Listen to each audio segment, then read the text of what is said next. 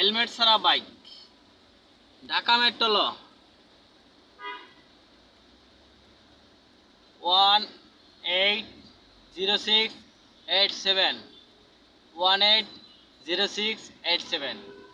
Helmet ছাড়া motorcycle, সামনে মোটরসাইকেলে হেলমেট পরেছে যে চালক, কিন্তু পিছনে যারা বসে তারা হেলমেট পরায় নাই। এই অবস্থা। জ্যামে বসে আছি স্বরাষ্ট্র মন্ত্রণালয়ের সামনে। এই একটা গাড়ি আছে, এই যে গাড়িটা দেখেন, গাড়িটার বডির অবস্থা নাই, কিছুই নাই। কিভাবে এই গাড়িটা চলে? আয় হ্যাঁ,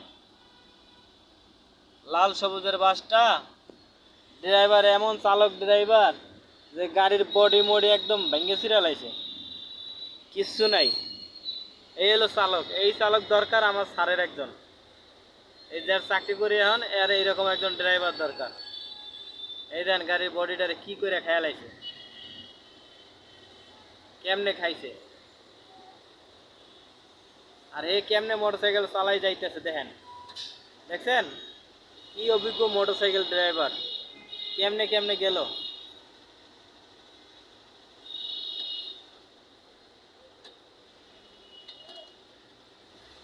ফোন নাম্বার, জরুরি টাকা প্রদান,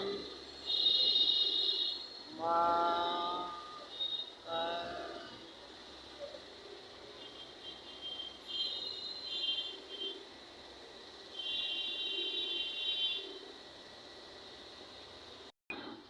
এটা আবার স্টাফ বাস।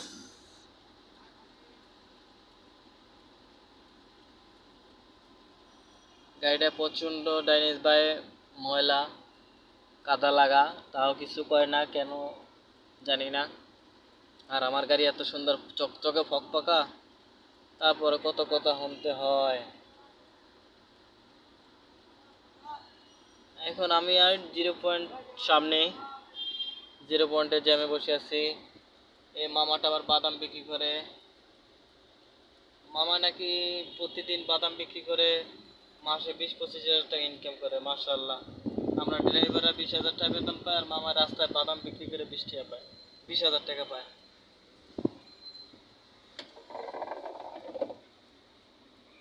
জানালার পাশে ভিক্ষুক এক বয়স্ক বাবা বলতেছে, স্যার স্যার কিছু দেন, স্যার স্যার কিছু দেন, আল্লাহ রাস্তায় স্যার দেন, কিন্তু দেয় না।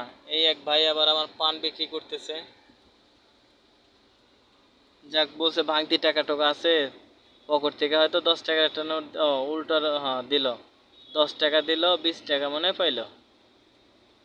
হ্যাঁ 20 টাকায় পেলো। চাচা একটু হাঁটতে চলতে হয়তো একটু সমস্যা, বয়স হয়ে গেছে মার্শাল্লাহ অনেক।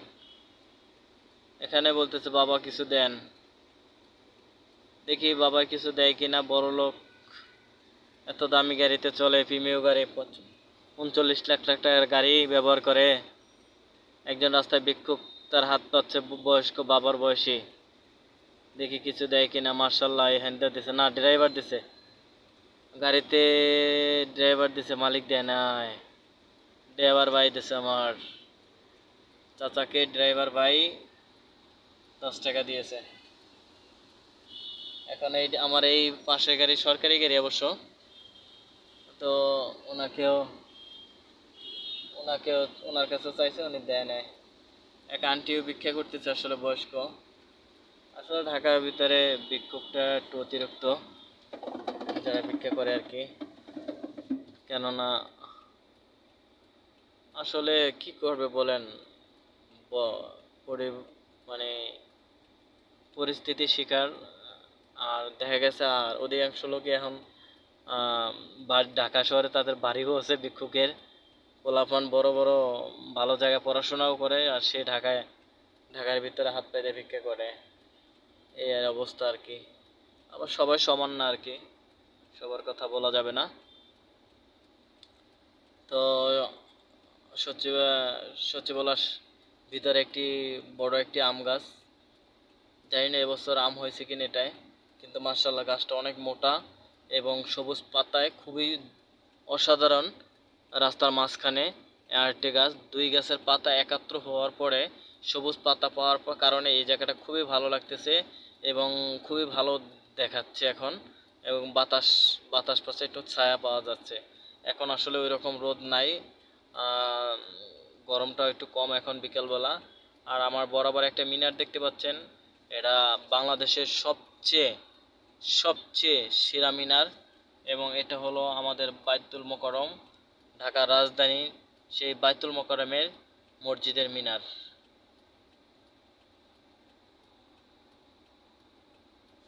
তো এখানে জ্যামে বসে আছি দীর্ঘ 20 মিনিট ধরে, দেখি কখন এই জ্যাম সারে আর কখন যাই।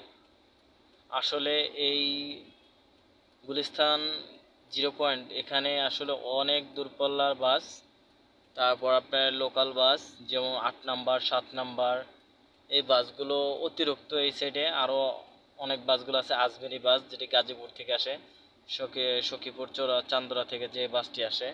আসলে ওই সাইডের বাস এই সাইডে, এই সাইডের বাস ওই সাইডে, এই কারণে অতিরিক্ত জ্যাম।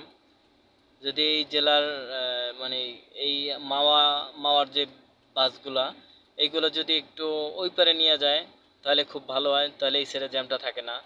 পোস্তাখোলা ব্রিজের ওই পারে নিয়ে যায় ওই সাইডেরগুলা, তাহলে জ্যাম হয় না। যাত্রাবাড়ি ওই সাইডের বাসগুলো, মানে সবগুলো বাসের পরিবর্তন করতে হবে, নিয়ন্ত্রণে আনতে হবে। নিয়ন্ত্রণে আনলে না সুন্দর বাংলাদেশ গড়া যাবে, সুন্দরভাবে ট্রাফিক রোডঘাট ক্লিয়ার ফাঁকা থাকবে, মানুষ চলে ফিরে শান্তিতে একটু ওই করতে পারবে, এই আর কি। জানি না কখন এই জ্যাম সারে, কোনো খবর পাচ্ছি না জ্যাম সারার। মাশাআল্লাহ, একটা জিনিস ভালো লাগতেছে, একটু ঠান্ডা লাগতেছে। আইন মেনে সড়কে গাড়ি, নিরাপদে ঘরে ফিরুন। 22 আগস্ট জাতীয় নিরাপদ সড়ক দিবস। নেশা জাতীয়, বাবা খুবই সচেতনমূলক একটি বার্তা এখানে দেওয়া আছে বিএটিসির, কিন্তু একটা প্রতিবন্ধী বিক্ষোভ করতেছে নি, দুধ দিছে। তো এই সিঙ্গেলটা একটু ছেড়েছে, 0 পয়েন্টে সিঙ্গেলটা ছেড়ে দিয়েছে অবশ্য। তো আসলে ওই বাসটা স্টাফ বাস, এটা হয়তো সরকারি কোনো স্টাফ বাস, সরকারি লোকজন এটা ব্যবহার করে গাড়িটা, কিন্তু গাড়ির ড্রাইভার চালক গাড়ির কন্ডিশন খুব খারাপ। তার এনে এত সুন্দর সাইনবোর্ড দেওয়া, সাইনবোর্ডের অর্ধেক নাই, এই দেখেন সাইনবোর্ডের জায়গায়ও বডি কি অবস্থা। এই বডি কিভাবে বিআরটি এইডি পাস করে দেয় আর চলে, এডি ড্রাইভার মোবাইলে কথা কয় আর গাড়ি চালায়। ওই যে দেখেন ড্রাইভার ড্রাইভার কথা বলতেছে আর গাড়ি চালাচ্ছে।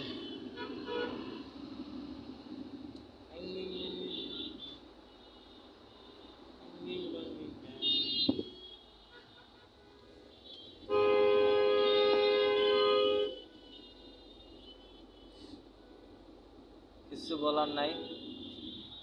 আলহামদুলিল্লাহ, আমার এখানে এক ভাই আছে, ডিউটি করতেছে কনস্টেবল, অনেক নিরাপত্তা দায়িত্বে, খুব ভালো মনের মানুষ, উনি খুবই হাসি খুশি ডিউটি করতেছে এখানে। খুবই, এটা আসলে 0 পয়েন্ট, গুলিস্তান 0 পয়েন্ট, আপনারা দেখতে পাচ্ছেন ওই যে বাইতুল মোকাররম।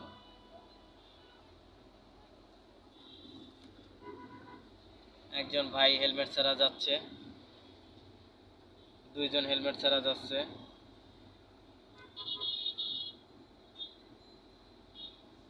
আল্লাহ সর্বশক্তিমান।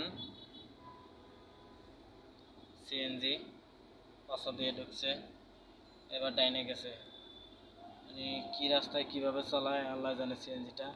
আবার মোটরসাইকেল আলায় কোথায় দিয়ে কোথায় আসছে, পথচারী কিভাবে এই দেখেন রাস্তার মাঝখানে ডাইনে এইভাবে চলাফেরা করে। এই বাইতুল মোকাররমে এই যে হকার বসার কারণে মেন রোডে রাস্তার পাশে